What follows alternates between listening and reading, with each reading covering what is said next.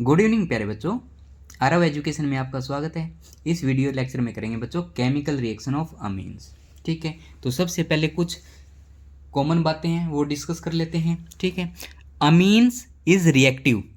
Reactive है किसकी वजह से बच्चों? नाइट्रोजन के ऊपर lone pair of electron present होता है due to presence of lone pair of electron और nitrogen atom and behave as nucleophile.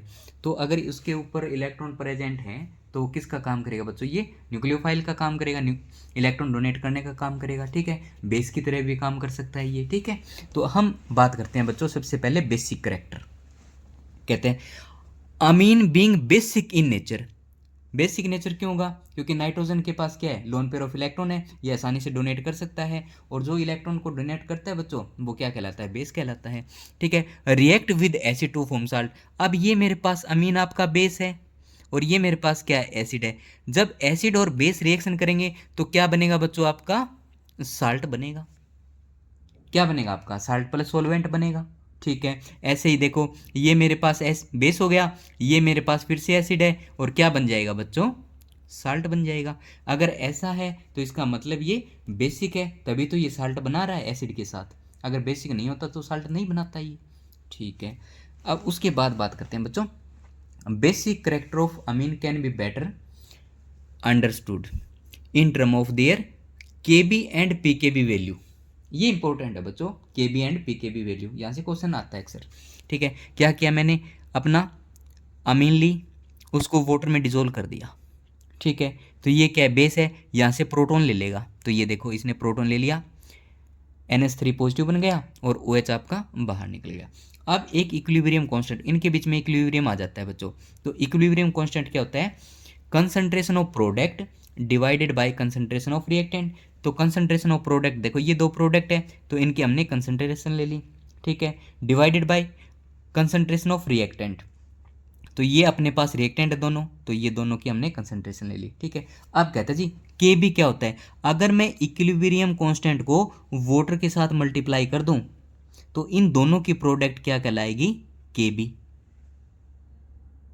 ठीक है, तो ये देखो यहाँ से वाटर है वो इस साइड चला गया बच्चों, तो यहाँ से वाटर आपका खत्म हो गया, तो क्या बचेगा? RNH3 की कंसंट्रेशन, OH नेगेटिव की कंसंट्रेशन, RNH2 की कंसंट्रेशन। ठीक है, तो ये बात आपको याद रखना है। तो इसको क्या बोलेंगे हम? कांस्टेंट है ये अपना, कांस्टेंट फॉर बेस। क्या है ये? Constant for base. ठीक है, अब देखो बच्चों पीकेबी और केबी एक दूसरे के अपोजिट होते हैं। ठीक है, जिसकी केबी की वैल्यू ज़्यादा होगी पीकेबी वैल्यू उतनी ही कम होगी, ये बात आपको याद रखनी है। और जितना ज़्यादा केबी होगा बच्चों बेस उतना ही स्ट्रॉन्ग होगा। तो ये देखो नीचे लिख रखा है हमने, कहता है जी larger the value of K B, larger the value of K B stronger is the base. या इसका के बी ज़्यादा है तो पी के बी कम होगा, smaller the value of P K B stronger is the base. तो ये दोनों एक दूसरे के अपोजिट रहेंगे बच्चों। अगर के बी ज़्यादा है तो बेस है वो ज़्यादा होगा। तो यहाँ हम लिख सकते हैं बच्चों जो के बी है, ठीक है, वो डायरेक्टली डिपेंड करेगा बेसिसिटी के। ठीक है, और सेकंड हमारा पी के बी है, पी के बी है वो इन्वर्सली होगा बच्चों। ठीक है, बेसिसिटी ज़्यादा होगी, पी के बी अपना कम होना चाहिए बस। ठीक है, उसके बाद हम बात करते हैं बच्चों इंपॉर्टेंट रिएक्शन हमारे पास। ठीक है, वो भी डिस्कस करेंगे हम धीरे धीरे। तो अब हम डिस्कस करते हैं बच्चों structure basicity relationship of ammonia. ठीक है, अमीन सॉरी, ये देखो structure basicity relationship of amines, ये हमारे पास। अब सबसे पहले हम कंपेयर करते हैं बच्चों अल्काइल अमीन वर्सेस अमोनिया, दोनों में स्ट्रॉन्ग बेस कौन सा होगा, ज़्यादा बेसिक करेक्टर कौन सा होगा। अब देखो बच्चों बेस वो होगा जो H पॉजिटिव लेगा। ठीक है, इसने H पॉजिटिव ले लिया, क्या बना दिया? RN, और 3 इसके पास H आ गई, इसने इलेक्ट्रॉन दिया तो चार्ज पॉजिटिव आ जाएगा। ठीक है, इतनी बात ठीक है आपको। आप देखो ये मेरे पास अमोनिया है, इसने भी इलेक्ट्रॉन दिया इस H को, इसने क्या बना लिया? अमोनियम आयन बना लिया बच्चों। अब देखो यहाँ पे R ग्रुप है, ये है बच्चों इलेक्ट्रॉन डोनर। ये क्या आपका इलेक्ट्रॉन डोनर है, ये इलेक्ट्रॉन डोनेट करता है। जब इलेक्ट्रॉन ये डोनेट करेगा तो नाइट्रोजन पे नेगेटिव चार्ज आएगा। ठीक है। तो ये नेगेटिव चार्ज है, इसका मतलब जो आर ग्रुप है वो इस पॉजिटिव चार्ज को कम कर रहा है बच्चों।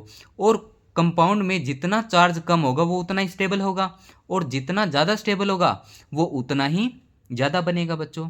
ठीक है। अब यहाँ पे देखो, इस पॉजिटिव चार्ज को कम करने वाले कोई ग्रुप नहीं है यहाँ पे, कोई भी ग्रुप ऐसा नहीं है जो इसके पॉजिटिव चार्ज को कम कर दे। तो यहाँ पे चार्ज कम है और यहाँ पे चार्ज ज़्यादा है, इसका मतलब ये स्टेबल है और ये क्या रहेगा, अनस्टेबल रहेगा।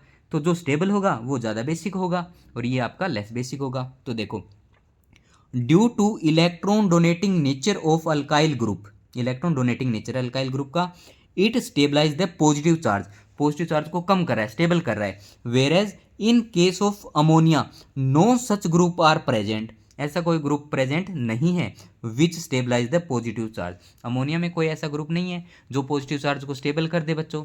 ठीक है। बट अल्काइल अमीन में प्रेजेंट है जो पॉजिटिव चार्ज को क्या कर रहा है, कम कर रहा है। So alkyl amine is more basic than ammonia, ये आपको याद रखना है। अब एक इंपॉर्टेंट ये है बच्चों, भी हमारे पास दो ग्रुप है, एक मेरे पास है इथाइल ग्रुप है और एक मेरे पास है मिथाइल ग्रुप।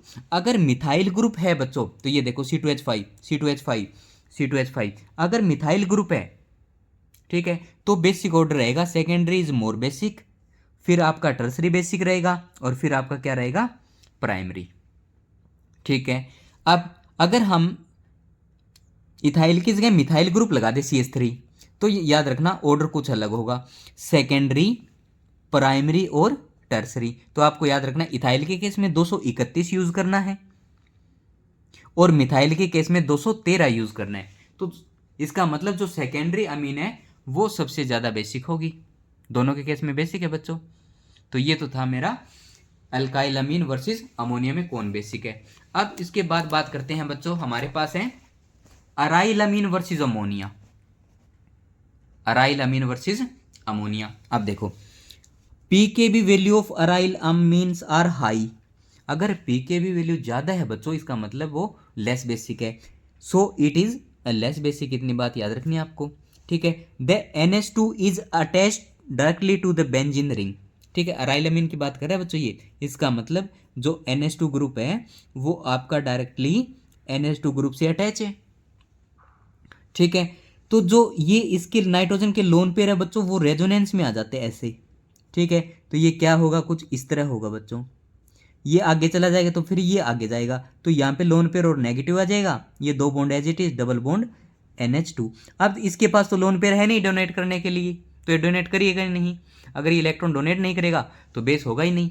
ठीक है। ऐसे ही फिर ये जब इलेक्ट्रॉन यहाँ आएंगे तो ये आगे चला जाएगा बच्चों, तो ये इसके रेजोनेंस स्ट्रक्चर हो जाएंगे। ठीक है। तो ये देखो, so the loan pair of nitrogen atom is conjugation with benzene, ये देखो नाइट्रोजन का लोन पेयर है वो बेंजीन के साथ कंजुगेशन में है। ठीक है। एंड दस make it less available for protonation, तो प्रोटोन आ ही नहीं सकता।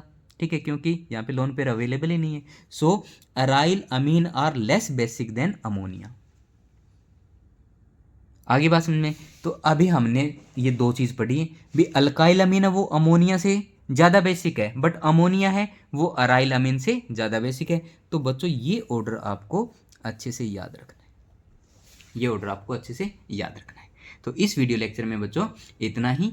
ठीक है, आई होप वीडियो आपको पसंद आई हो। ठीक है, ऐसी छोटी छोटी वीडियो देखने के लिए चैनल को जरूर सब्सक्राइब करें प्यारे बच्चों। Thank you so much.